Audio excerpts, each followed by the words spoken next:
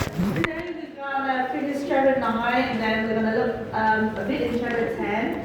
And next week we're gonna finish chapter 10 and then we're gonna talk about the review of the final exam.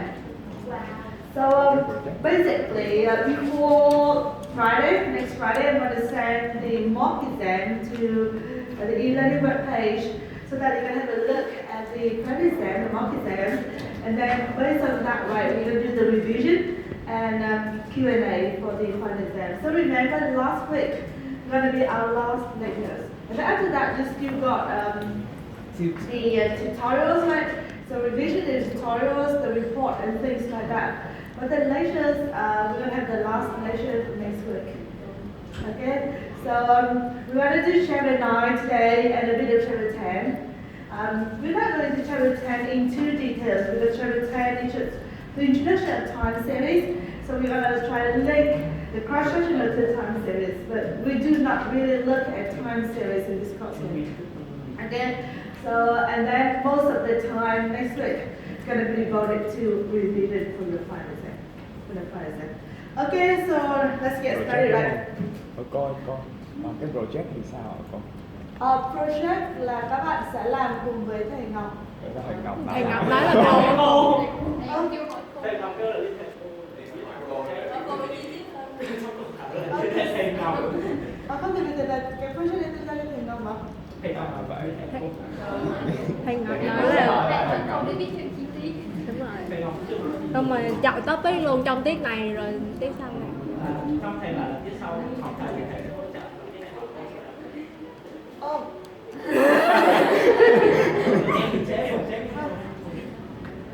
Ok. Đây project các bạn làm gì rồi? Tại vì tôi Chưa làm project gì? đấy là làm Chưa biết chủ đề. Chưa biết làm gì đấy. Thầy nói tiết này là chọn chủ đề. Hôm nay học cô. Cô Văn Thắng.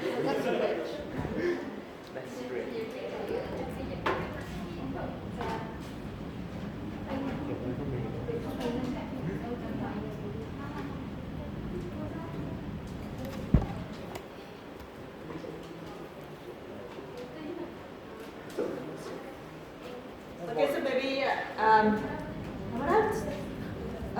có lẽ là đến giờ để ra nên tôi sẽ trao đổi thêm với thầy Ngọc một chút nhé. Dạ. Tức là có khi không hiểu nhau. Dạ. Okay, so in chapter 9, right, we already looked at the misclassification, so functional form misclassification, right? And then here, right, and then we already finished these two cases with nested and then nested equation.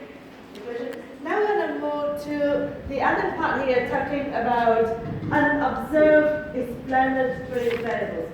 So sometimes you want to do your hypothesis test, for example, so you run a regression. And the regression here to say log of wage equal to education plus experience, and then plus something you think ability. So ability can have effects on wage. However, you cannot observe something called ability. So how to measure ability, right? So that's the kind of like unobserved variable. Unobserved explanatory variables here, right? So ability. And for education, right, you can observe education and you can measure how many years of education for that person. For experience, right, you can have variables that measure experience. But how to measure ability?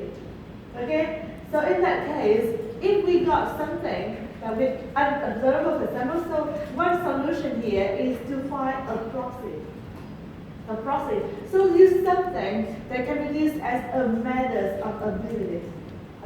So for example here, right, we got here x3 star, and x3 star here, right, is the unobserved variable. So, and we cannot observe this one, right? We think, okay, there's some variables that maybe have some effect here. So we may use a proxy which is x3. Okay? So a proxy for ability. If we cannot measure ability directly, for example, so we can think of something that can be used to measure ability. So for example, IQ, for example. Okay, but IQ is not a method of ability, right? But we use IQs as a proxy to measure ability. Okay, so proxy. So X3 here, right? We run the regressions here on process of ability, on the process of ability. For example, right, you study the effect of corporate governance to what firm's performance. Okay, so corporate governance here is a system. That's a system, right? That's a system that monitors the relationship between the board of directors, the managers, and the shareholders. So it's a system, right? And now for corporate governance here, how to measure that a company got good corporate governance. And then you think, okay, they're going to be good in, they got dependent on, for example, right? So you have these different proxies to measure corporate governance ability. Okay, so you can think of like the independence of the CEOs and the board and the chairman, for example, maybe a proxy to measure good corporate governance. So companies that got independent, they with these two positions, independent two positions, for example, can be a proxy for good corporate governance. Okay, so here you cannot observe corporate governance of a company directly, so you need to use a proxy.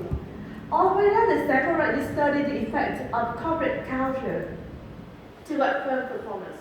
And you cannot measure culture directly.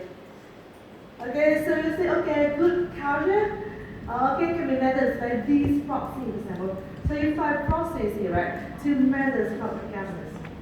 So ability is the same, right? You cannot really observe, okay, how to measure ability. So suppose say, okay, IQ can be a good proxy for ability. So our main variable is going to be X3. But because we cannot observe X3 star, we need to find a process here, right? X3. And we hope that this X3 here and X3 star here, they are correlated. But they're not perfectly correlated, right? But they are correlated. And we hope that this delta 3 here, right, will be greater than 0. Okay? Or different from 0. Or different from 0, right? So, these are the assumptions that necessary for the proxy variable method to work. Okay, so because we use the process instead of the true variables, and we need these assumptions. So if these assumptions satisfied, and then we can use OLS, and OLS is going to provide an unbiased estimate. So the first assumption here, right, the correlation of X3 and U. The correlation. So basically, this is the population function, right?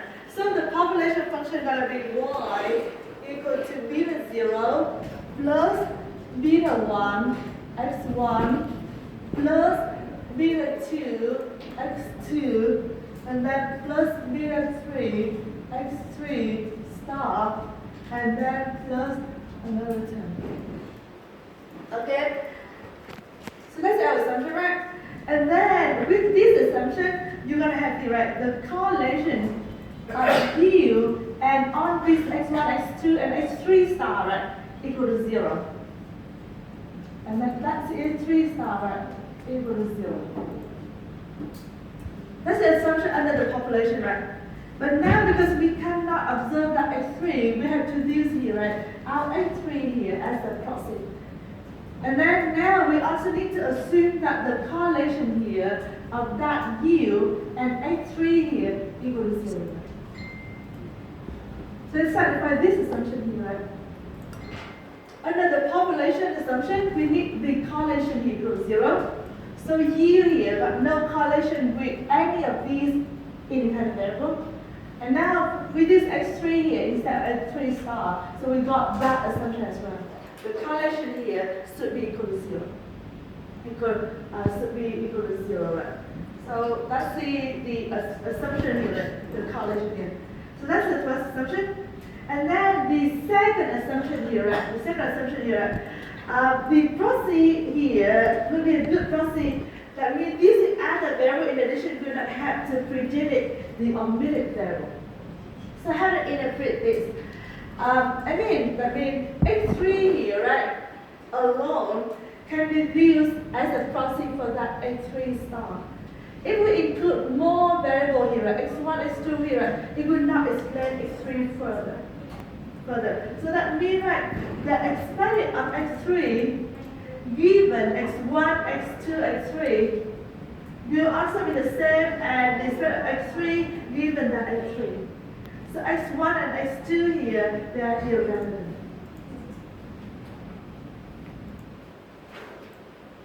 Okay, so that means if we want to explain the X3 here, right, and X3 should be enough to explain this.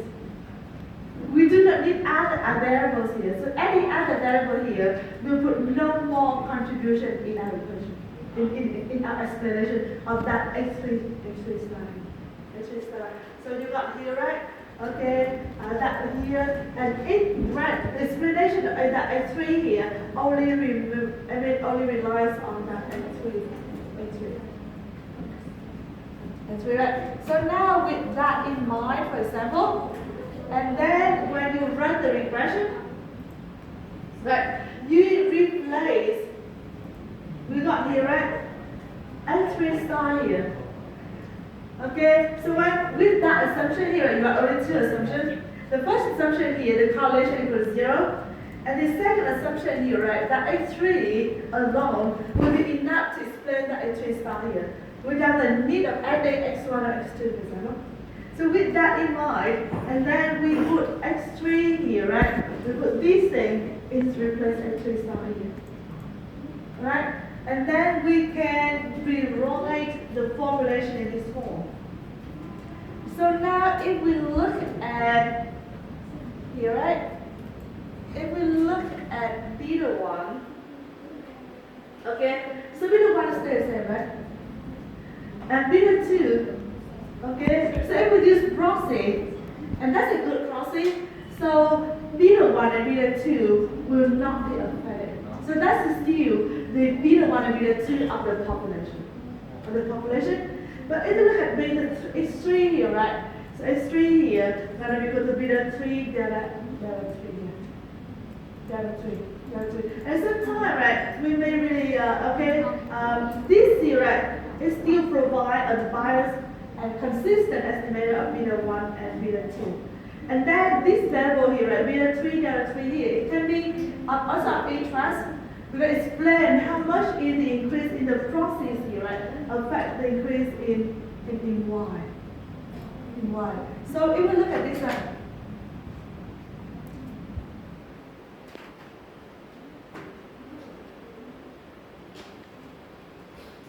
Okay, so now this is for, I want to enlarge this.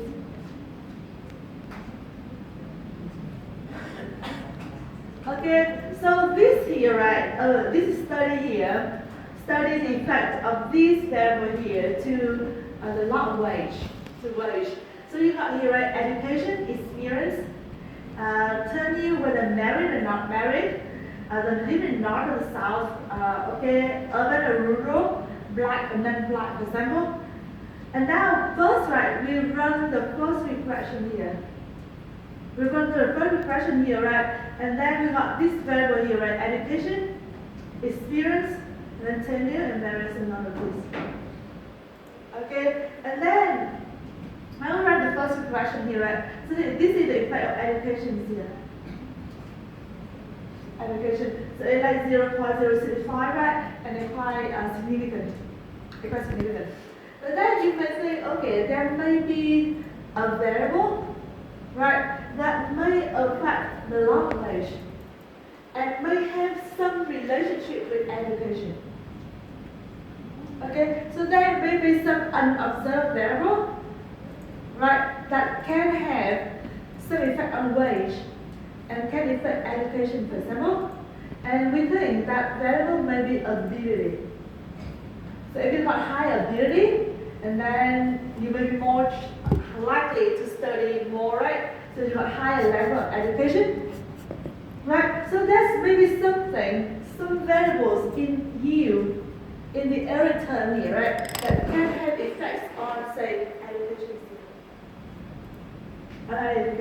right? So if that happens, right, we need to include that variable in. So, okay, we need to include that in, and we use IQ here as a proxy for ability. And then we run the regression again. Right? And what we observe here is that IQ is quite significant. Okay? And that IQ here, right, also got effect on wage. The people got higher IQ, for example, and then they got higher wage. It's quite significant. And then if you look at education here, right, so the parameter here is smaller. Because before, right, some effect of IQ here may include in education if they are positively correlated, but now we separate them. So the effect here, right, you got a cut. Okay, so including IQ here, we'll have a lot, right? And it plays quite a significant role here in the IQ. So here, right, it's separate. You can use proxies here. And now, for other variables, right, this variable here, right, if you look at IQ, so if you look at experience, tenure, merit, sound, or these things, right, so the ability here, right, alone, IQ here, right, alone can explain ability. If you incorporate experience here, right, and then experience or tenure or merit or sounds, it will not explain ability more, right, than just IQ alone. Okay, so basically, if that happens, and then you're gonna see the beta of these, they're quite the same, right? It may should it look quite the same, so beta. So that's what we got in here, right?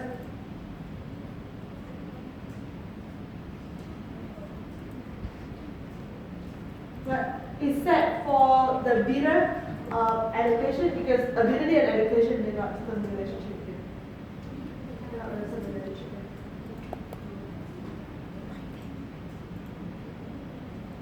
here. Okay, and then people can also study, for example, the interaction term between education and IQ.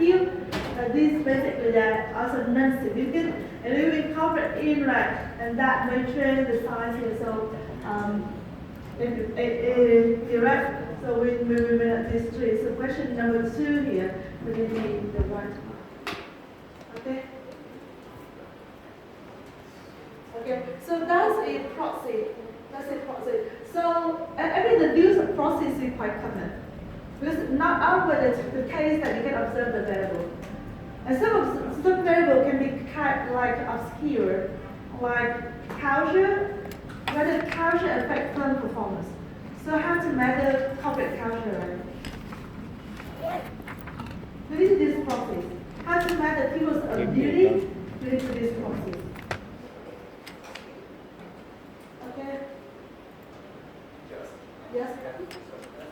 Correlations between these two and the error box and the use the increase, move or decrease is equal to 0. You mean that one, right? And the 1 to 2. So, I mean, the correlation, so this is it. Now is that going to be the error term? Yes. So the correlation will be The correlation, yeah, if you run this, so the correlation of this and each of these here is going to be equal to 0. So here, right, we got it here, right, and if we beta here, right, we got no correlation of that, so this is going to be satisfied. Okay, so that's the process. Another way here, right, sometimes people can use large dependent variable as a proxy variable.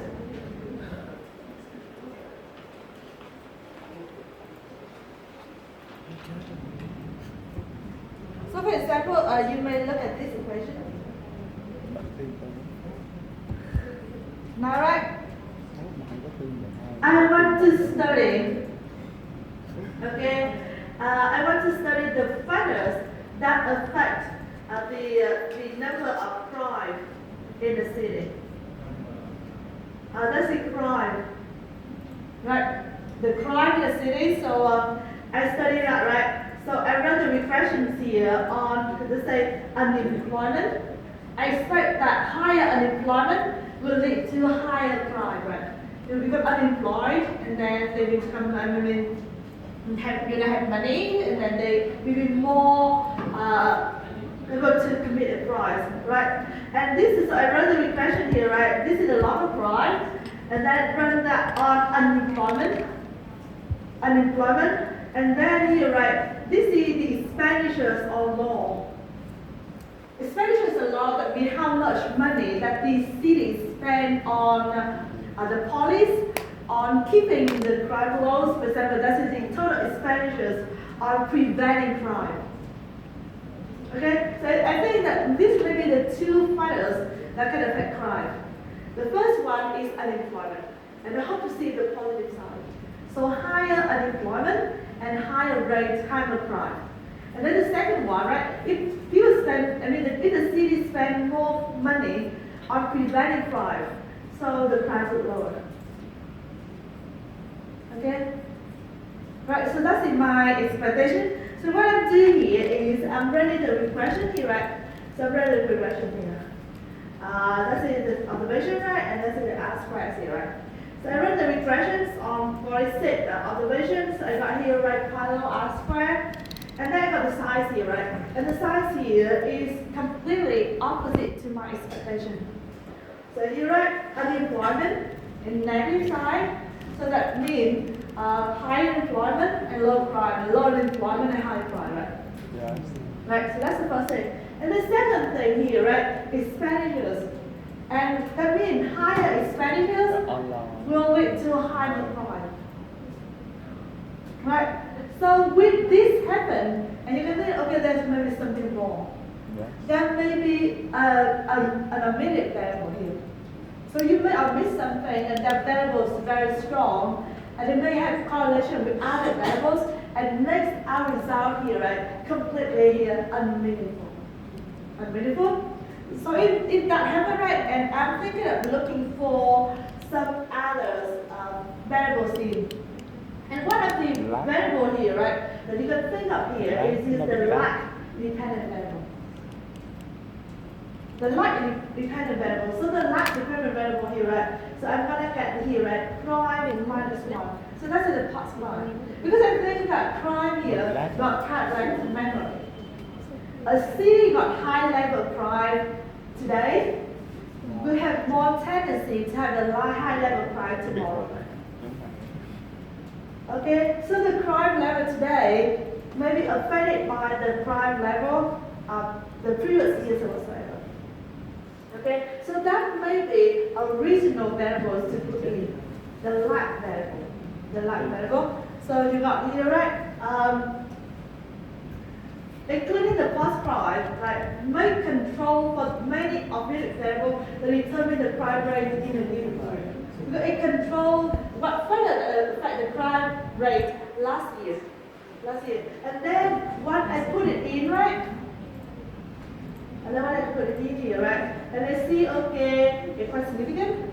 And then on the size here, right, become right.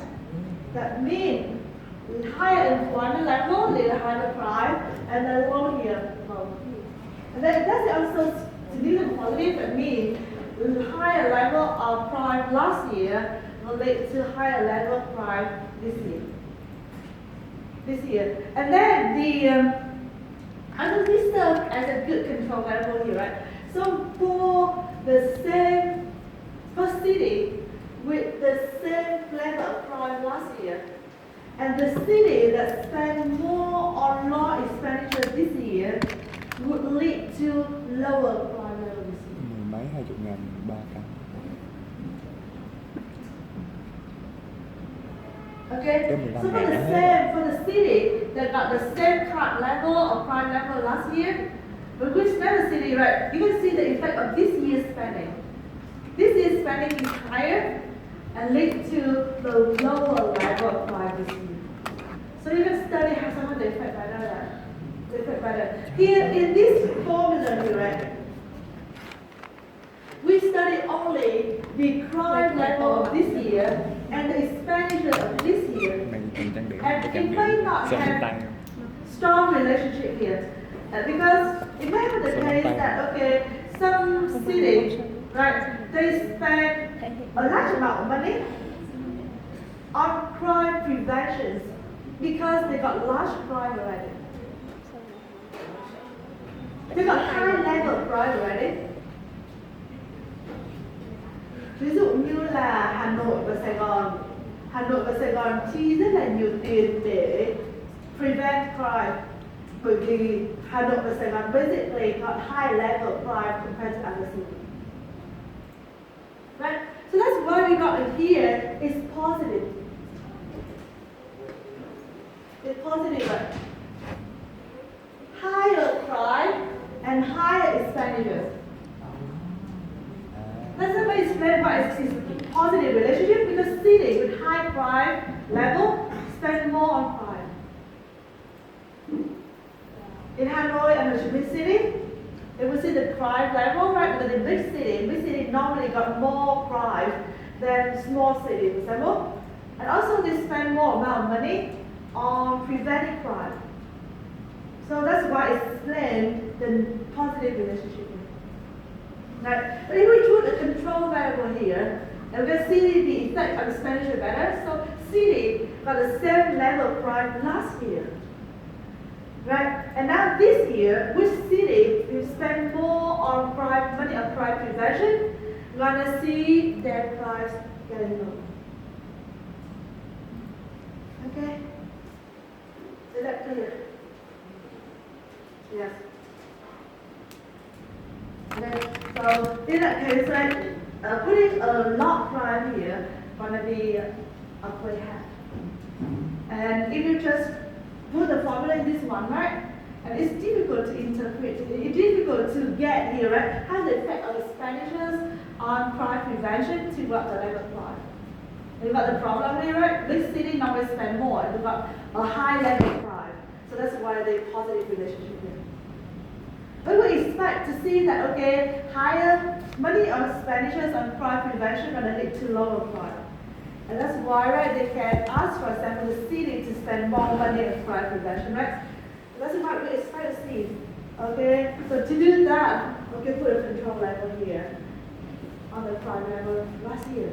And then that, you got the result that you want. Okay, another interpretation is also different, right?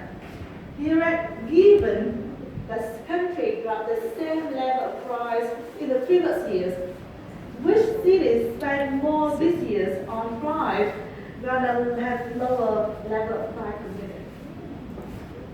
Okay, so sometimes you can think of putting a lack independent variables. Okay, so that's it about process independent variables.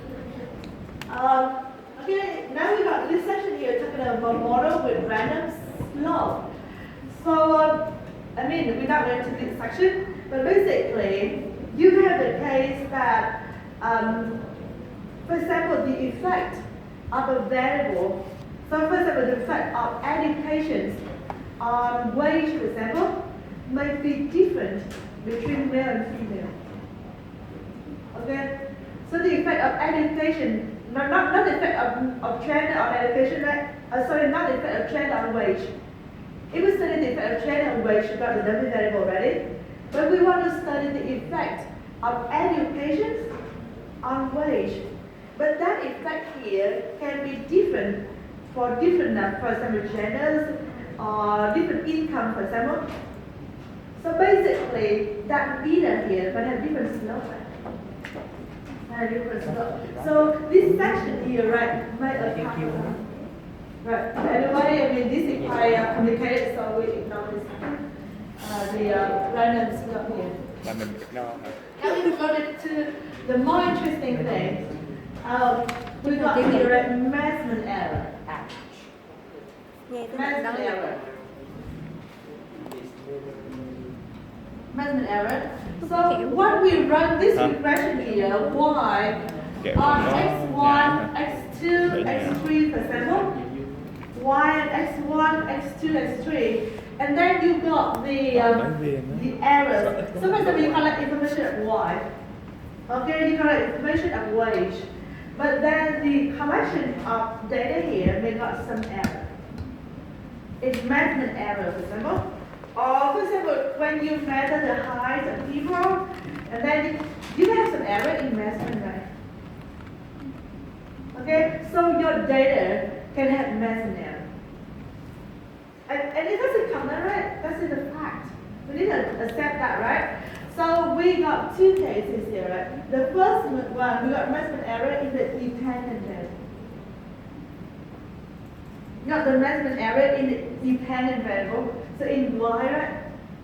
Y. The true value is going to be that y star. However, we got that y, and that y is here, right? Equal y star plus some error term here, right? So this is measurement error. Measurement error. So instead of that y star here, right? We got here y with that. Okay, and now if we replace, this is the population regression, right? And the true variable here is going to be y star.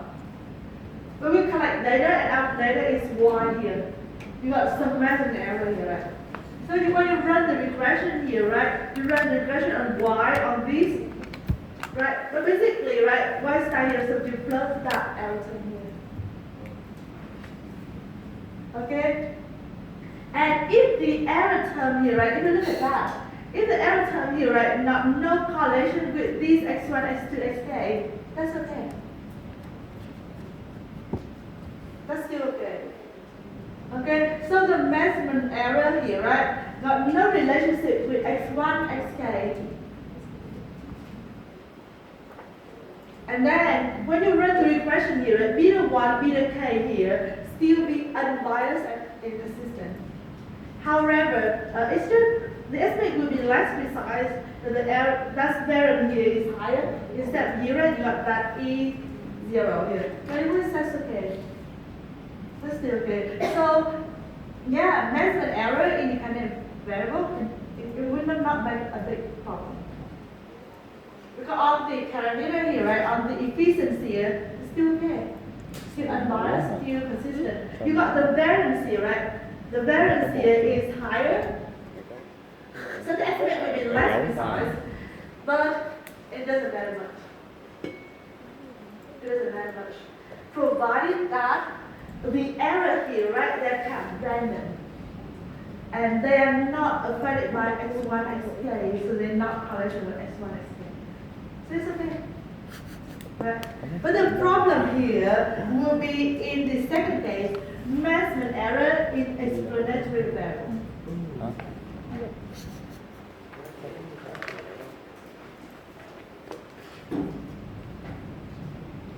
So for example here, right, we got a variable called x1, right?